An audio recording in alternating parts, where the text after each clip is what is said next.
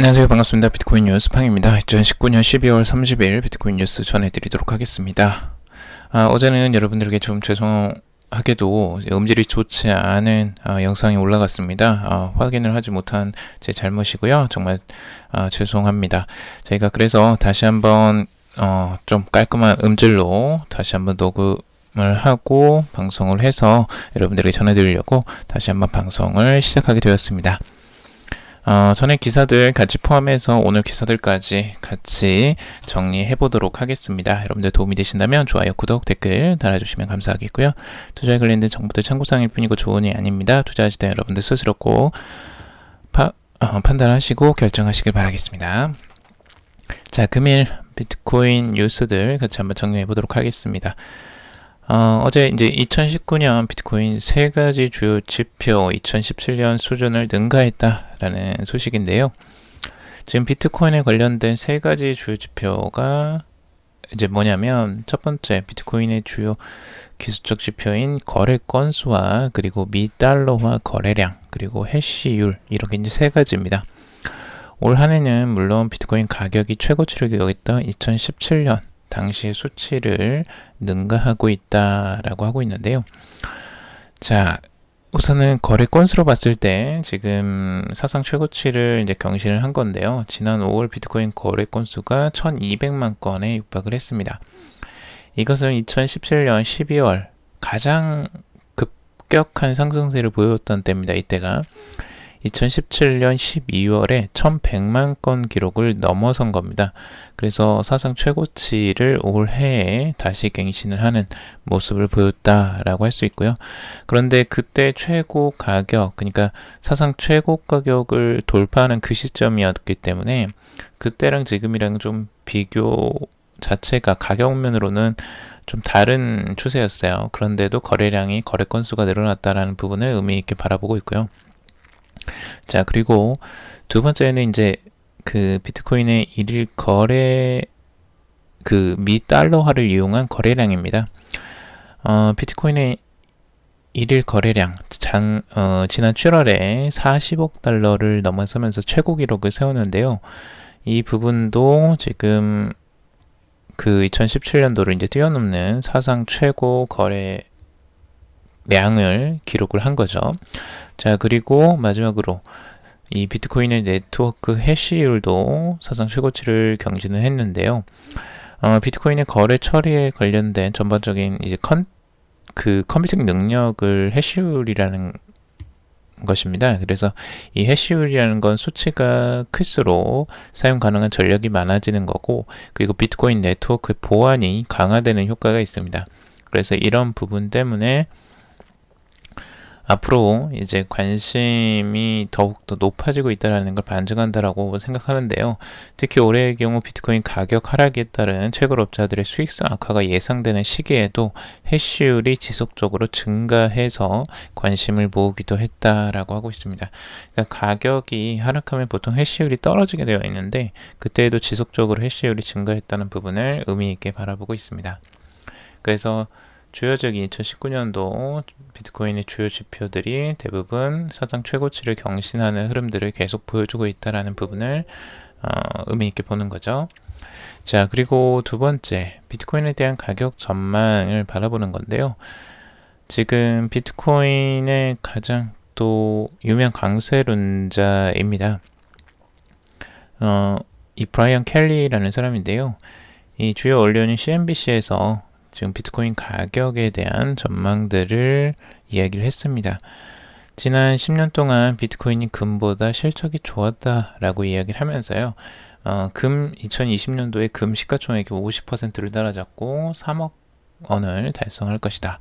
그러니까 미국 달러 돈으로 25만 달러 정도를 달성할 것이다 라고 주장을 한 건데, 이 주장은 결국 이제 팀 드레이퍼의 주장입니다. 근데 이 주장에 동의한다라고 하는 거죠. 근데 가격이 이렇게 이제 급격하게 상승을 할 수 있으려면 어마어마한 힘이 좀 필요하고, 또 여기에 대한 공급량, 그 수요가 높아져야 되는데, 거기에 대한 구체적인 어떤 증거를 내세우는 건 없어요, 아쉽게도. 그래서 그 부분이 좀 아쉽긴 하는데, 아무튼 전체적으로 봤을 때 지금 최종 지난 10년 동안의 비트코인이 이 금보다는 실적이 좋았던 부분들을 강조를 하면서 앞으로 이 비트코인의 가격 목표가 지금 전 세계 금 공급량을 모두 합한 양의 50%를 넘어설 것이다. 그리고 투자 대상으로서 10년 전부터 금보다 비트코인이 실적이 훨씬 더 좋다. 이런 부분을 강조를 하고 있습니다. 자, 그리고 지금 현재 비트코인의 가격 흐름들 같이 보도록 할 건데요. 지금 비트코인의 가격 흐름은 크게 변함이 없습니다. 크게 이제 등락이 많이 없었는데 여기에서 이제 좀 주목해 볼 만한 알트코인들이 두 가지가 있는데요. 지금 이더리움이 상승세가 조금 더 뚜렷하게 나왔고, 그 다음에 조금 더 뚜렷하게 나왔던 게 이제 바이낸스 코인. 이 두 가지가 그나마 4% 이상 상승을 하면서 다른 알트코인들, 10위권 안에 있는 알트코인들보다는 조금 더 독보적인 그 가격 상승률을 보여주었습니다. 자, 우선은 비트코인은 가격 흐름들 7,356달러 선에 있는데요.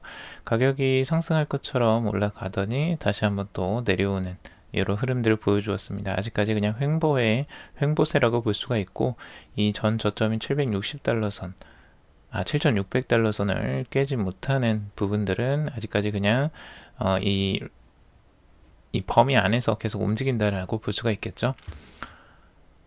그래서 이제 뭐 특이할 만한 사항은 비트코인 가격에서는 크게 나오진 않았고요.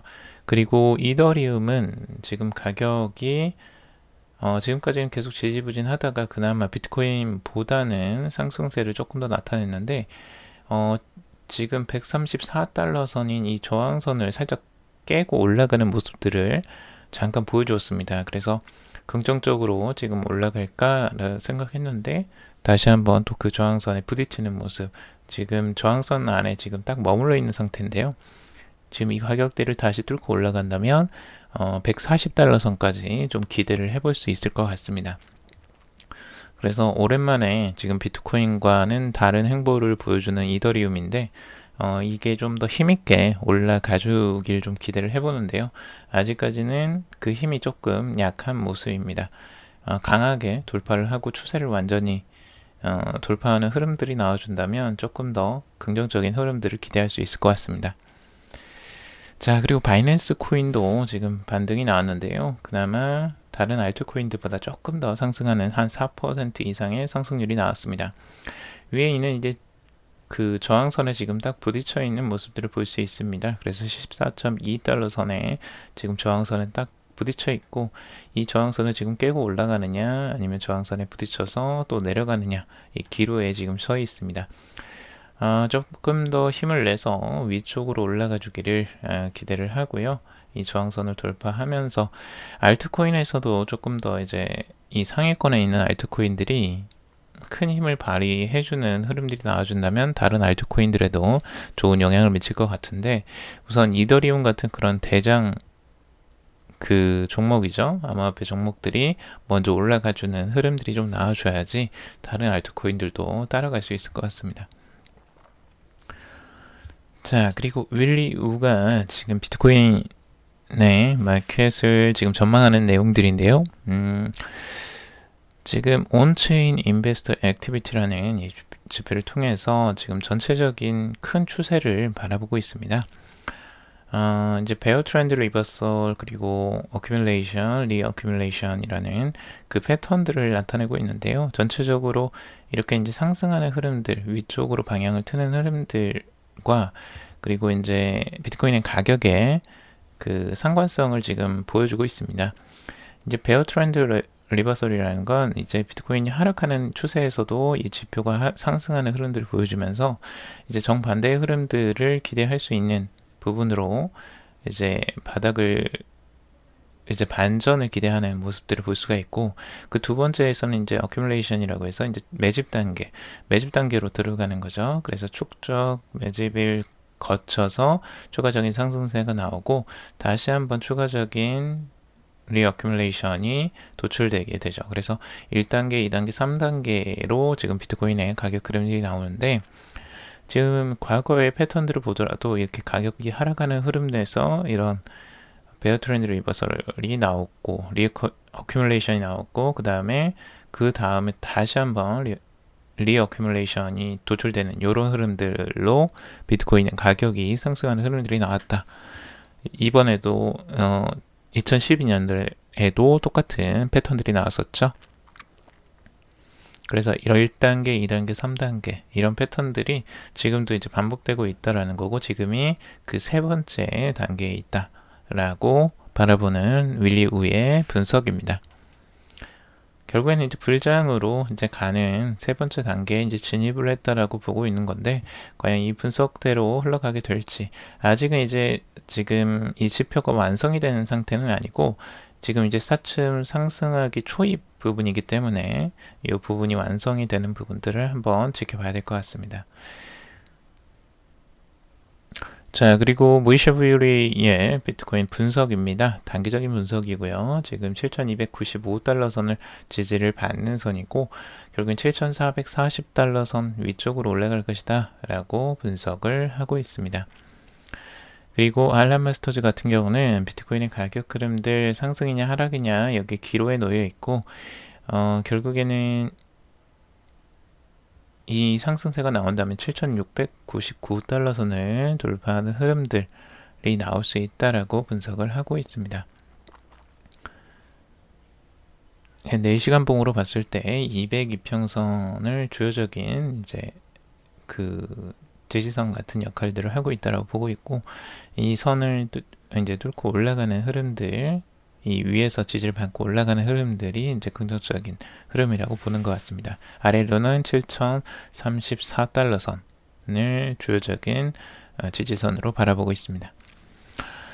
자, 그리고 OH92의 분석인데요. 전체적인 상승과 하락의 흐름들에서 지금 그 가격, 이 바텀 라인에 이 트렌드 라인이 있다라고 분석을 하고 있고, 장기적인 이 트렌드 라인이 계속 지지를 받는 흐름들이 나왔었고, 다시 한번 가격이 흐름에서 상승세와 하락세를 좀 이어가다가 결국엔 이 지지를 받고 급격하게 상승하는 흐름들이 나오지 않겠느냐. 그래서 굉장히 장기적인 흐름입니다. 2020년도에는 좀 그 횡보장세를 보이다가 이 저점을 찍고 7,397달러 선 밑에죠. 지금 7,000달러 선 정도 돼 보이는데 6,900에서 7,000달러 선을 지지를 받고 이렇게 올라가는 흐름들을 분석을 하고 있습니다. 장기적으로는 지금 상승을 하게 되면 여기가 지금 19,000, 2만 달러 선을 이제 넘어서는 고점을 형성하게 되는데, 이 고점을 높여서 이렇게 상승을 할 수 있을지 장기적인 추세니까요. 참고적으로 보시길 바라고요. 자, 그리고 조슈레이거도 지금 현재의 가격대가 7,800달러 선을 돌파하고 이 상위권에 있는 게 이제 중요한 불리시의 트렌드가 될 것으로 보여지는데, 트렌드가 이제 바뀌는 거죠, 이때. 근데 이 선을 이제 못 넣으면 이 범위 안에서 6,427달러 선과 그리고 7,800달러 선, 이 박스권 안에 이제 갇히는 거죠. 그래서 계속 이 안에서 5주 이상을 지루한 횡보 장세를 나갈 수도 있다. 이 위쪽에 저항선을 뚫지 못하면 이 부분에 대한 분석을 하고 있습니다. 자, 그리고 플랜 B가 분석을 한 내용인데요. 플랜 B는 지금 현재 가격대를 전반적으로 중간값 정도를 이제 바라본다면 전체적인 추세가 이제 상승 추세로 이어가고 있다라고 보고 있습니다. 그래서 추세 자체는 장기적인 추세를 보시면 아시겠지만 비트코인은 계속 저점을 있더라도 상승하는 흐름들이 계속 이어지고 있는 부분들을 여러분들이 확인하실 수 있을 겁니다. 자, 그리고 찰리 빌레오라는 이 트위터에서 지금 다른 자산들과 비트코인의 가격 상승률을 비교를 한 겁니다. 2019년도를 종합해 봤을 때 어떤 자산보다도 상승률이 가장 높았던 게 지금 비트코인입니다. 비트코인이 91% 정도 내외 정도 되는데요. 지금 나스닥 같은 경우는 40% 정도의 수익률이 나오고, 지금 오일 같은 경우는 34%, 그리고 S&P 500 가격이 32%의 수익률이 나왔습니다. 전체적인 주가나 지금 상품에 비해서도 비트코인이 월등하게 높은 수익률을 나타냈고, 그리고 지금 금은 17% 정도의 수익률만 나왔죠. 그리고 채권 9% 정도 나왔는데요. 이 정도의 수익률을 대부분 뛰어넘는 거의 2배 이상의 수익률, 최고의 수익률의 2배 이상을 비트코인 수익률로 나왔다라고 보고 있습니다. 비트코인이 그 변동성이 그만큼 큰 만큼 또 수익률에서도 월등하게 또 큰 그 수익률을 나타내고 있기 때문에 이 다른 자산하고 이게 비교하는 게 조금 어려운 부분도 있긴 합니다. 이 변동성이 워낙 크기 때문에요. 근데 장기적으로 1년만 딱 바라봤을 때에는 그래도 수익률이 높았다라고 할 수가 있겠죠. 자, 그리고 노보그라츠 르비니와의 비트코인 가격 내기에서 이겼다라는 소식인데요. 지금 마이클 노보그라츠 갤럭시 디지털의 창업자이자 억만장자 투자자입니다. 이 사람이 과거에 이제 어떤 포럼 같은 데를 이제 참석을 했는데 그 닥터 둠 루비니 교수와 이제 가격 내기를 자신이 했다고 합니다. 그래서 이제 비트코인 가격 내기에서 자신이 $1,000 이상의 차이로 이겼다라고 하는데, 그때 내기가 뭐였냐면 비트코인이 약 $6,000에 거래되던 지난 5월에 그 열린 회의에서 비트코인의 미래에 대한 토론 중 노보그라츠가 이제 루비니에게 내기를 제안을 했다는 거예요. 그래서 그는 크리스마스 시점에 비트코인 가격이 $6,000를 넘으면 루비니는 비트코인을 사랑한다는 셔츠를 입어야 하고, 그렇지 않다면 자신이 루니에 옳았다라는 셔츠를 입자고 한 것으로 알려져 있습니다. 근데 결과적으로는 이제 지금 $6,000 이상의 지금 그 비트코인이 머물러 있기 때문에 결국에는 이제 내기를 했다면 노보그라츠가 이긴 게 되겠죠. 그러나 루비니가 노보그라츠의 내기 제안에 공개적으로 응한 적이 없어서 해당 시점 비트코인 가격이 $7,200를 상회해서 노보그라츠가 이겼다고 해도 루비니가 내기에 진 벌칙을 수행할 일은 없을 것이다 라고 유투데이는 전했다고 합니다. 그래서 지금 이제 전체적으로 이 비트코인의 비관론자인 루비니와 그리고 낙관론자인 마이클 노보그라츠 이제 서로 내기도 하고 이렇게 이제 시장을 바라보고 있는데, 전체적으로 여러분들도 여러분들만의 주관을 뚜렷하게 가는 걸 바랍니다. 루니안 루비니 뉴욕대 교수는 계속 이제 비트코인에 대해서 비관적으로 아직도 바라보고 있어요. 그래서 이렇게 비관적으로 바라보는 사람도 아직 많이 있고, 그리고 전반적으로 긍정적으로 바라보는 시야도 많이 있습니다. 아직까지 근데 이 비트코인을 긍정적으로 바라보는 숫자가 훨씬 적다라는 부분이죠. 자, 그게 무엇을 나타내는지 여러분들이 스스로 한번 판단을 해보시면 좋을 것 같습니다. 자, 그리고 프랑스 디지털 자산 서비스 업체 라이센스 규정을 발표했다라고 하고 있습니다. 시장규제위원회라는 곳에서요, 디지털 자산 서비스 제공 업체에 관련된 새로운 규정을 프랑스에서 마련했다고 하는데, 이렇게 이제 디지털 관련, 자산 관련 라이센스나 규제 같은 것들이 새롭게 프랑스에서도 도출이 된다라는 부분들 긍정적으로 바라볼 수가 있습니다. 자, 그리고 카르다노의 창시자인 찰스 호스킨슨이 이 쉘리의 담보액이 2억 5,600만 달러에 달한다라는 소식입니다. 이 카르다노도 이제 스테이킹 같은 것들을 통해서 이 담보를 맡기고 여기에 이제 보상들을 주는데요. 그 담보 규모가 75억 A다. 그러니까 2억 5,600만 달러나 달한다고 합니다. 어마어마한 금액이죠.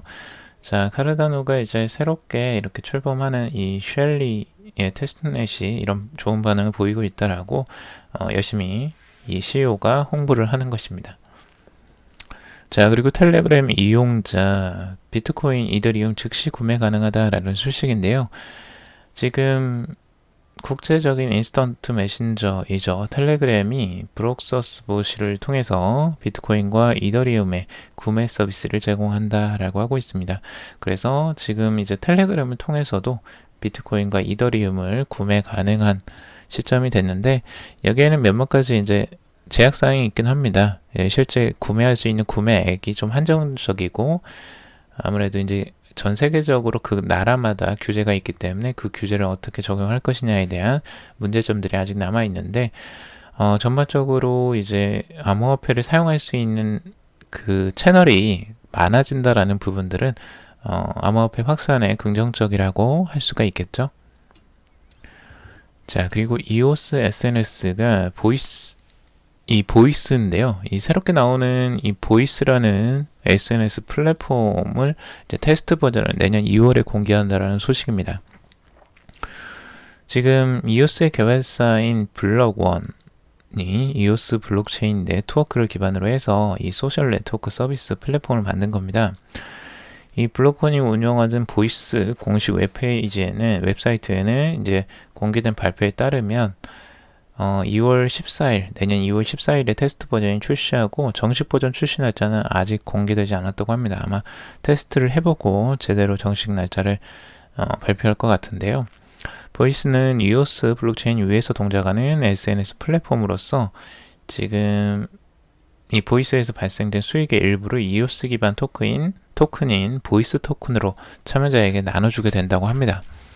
그래서 예전에 이제 우리 스팀잇을 사용해 보신 분도 계시겠지만, 스팀잇도 이제 비슷한 구조였죠. 실제 글을 쓰면은 그 글에 대한 이제 사용자들이 투표를 하고 거기에 대한 이제 그 표를 주면서 그 금액을 어느 정도 이제 주는 형태들이 있었습니다.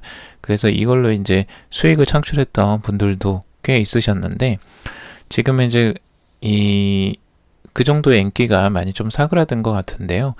이제 그런 비슷한 형태라고 볼 수가 있습니다. 이 보이스라는 이 플랫폼도 결국에는 이 블럭원이 보이스를 통해서 과연 얼마나 또 확산을 시킬 수 있을지가 이제 관건인데, 여기에 이제 중요한 게 탈중앙화 아이디입니다. 이 DID를 통해서 신원 확인 기능이 추가가 되었다라는 소식이고, 지금까지는 이제 신원 확인까지는 하지 않았는데, 이 플랫폼에서는 신원 확인을 통해서 구체적으로 신원 확인이 된 사람들만 아무래도 이 SNS를 이용할 수 있는 권한이 주어질 것 같습니다. 그래서 이런 부분들이 어떻게 이제 작용을 할지 조금 더 지켜봐야 될 것 같고요. EOS를 직접적으로 주는 게 아니라 EOS 기반 토큰인 보이스 토큰을 준다라는 부분이 조금 안타까운 부분이기도 해요. EOS를 조금 더 활성화를 시키는 게 더 낫지 않을까라는 생각이 드는데, 아직 뭐 SNS의 맞춤형인 또 토큰이 코인이 아닐 수 있기 때문에 이런 그 토큰으로 또 지급을 하는 것 같습니다. 자, 그리고 18개국 이상에서 CBDC를 개발 중인데 전 세계 70%는 연구 단계에 머물러 있다라는 소식입니다. 지금 전 세계의 디지털 화폐, 중앙화된 중앙은행에서 발행되는 디지털 화폐를 개발 중에 있는데 대부분 연구 단계에 머물러 있다라는 소식이죠.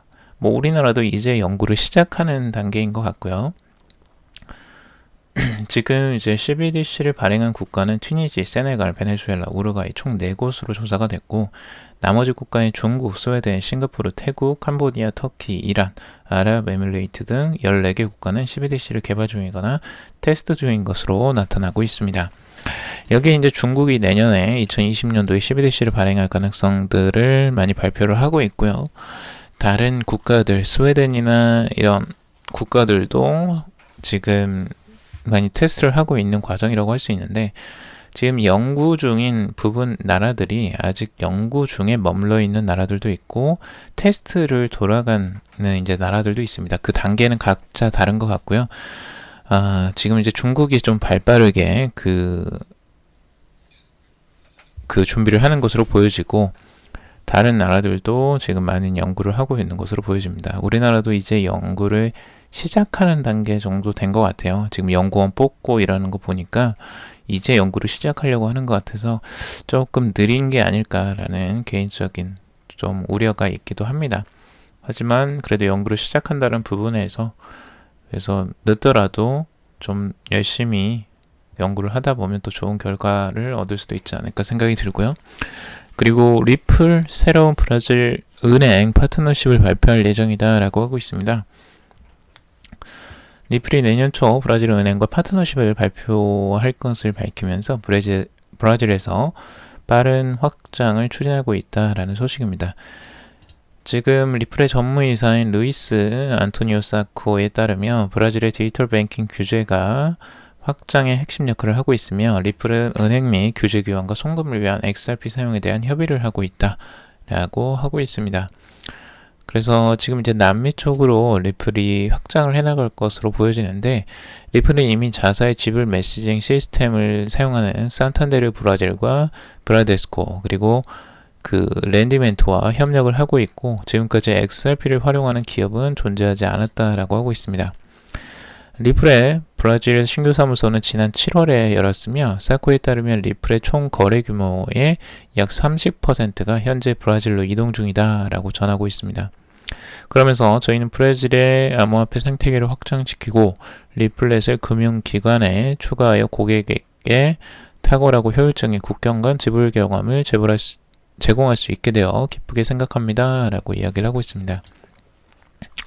지금 남미 쪽에서도 이 암호화폐에 대한 수요가 굉장히 늘어나고 있다는 부분들, 아무래도 자국의 통화가 좀 불안정한 나라들을 집중적으로 공략하려고 하는 것으로 보여집니다. 그래서 리플에서도 그런 부분을 알고 지금 이 브라질 쪽에 진출을 확장시키려고 하는 것 같은데, 그 전략들이 이제 앞으로 맞아 떨어질지 한번 지켜볼 만 하고요.